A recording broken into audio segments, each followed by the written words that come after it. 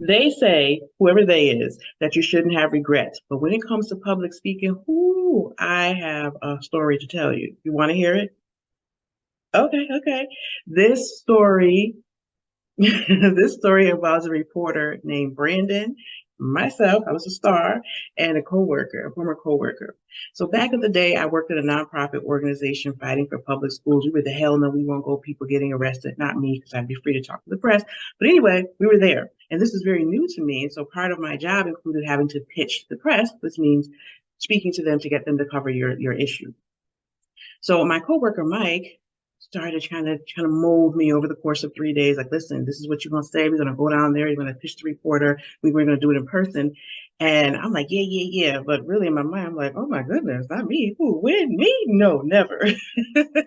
So after the 3 days of me pretending to practice, we walked down to the Capitol in Albany, New York. It was about a 12-minute walk. And on the way there, Mike is very much like, yeah, this is going to be great for you. It's going to be good. And I'm like, oh my God. So we get there. We walk through the Capitol building to where the reporters are. I see the reporter, Brandon. His back is turned to us. He's typing because he's probably on deadline, but he's busy. Mike says, my kid sister has something to say. Go ahead, say it. Of course, he didn't use those words, but that's kind of like what I heard. So anyway, Brendan turns around, he's looking at me like, okay, kid sister, talk. And so I said, oh, I don't want to victimize your ears, but it was a lot of that. Like, it was horrible. I was so embarrassed. Mike is looking at me like, what is wrong with you? Brandon is looking at me like, what is wrong with you? And the whole time I'm thinking, there's no place like home. There's no place. I mean, I know you don't flap your arms, but you can't see my feet. So that's why I'm doing that. But I was like, oh my goodness, I need to leave.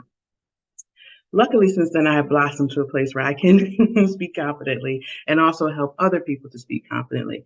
But if you were in that story, I'm sure you would think it was a nightmare, right? Right. And I don't want that for you. I want you to be able to rise to the occasion and speak with confidence to the people who need you, the people who are waiting on your services, the people who are waiting for you to show up. It's your responsibility not to keep them waiting. And in my 16 years of being a communications professional, I have worked with a lot of shaky voice, shaky knee. There's no place like home, people. But the good news is I've seen them blossom. And now it is your time to blossom. Today, I'm going to teach you my 3-part method to speaking with confidence. It is what I call my CSI method, so that you can speak in a way that's compelling, that is strategic, and that's inviting. Let's get started.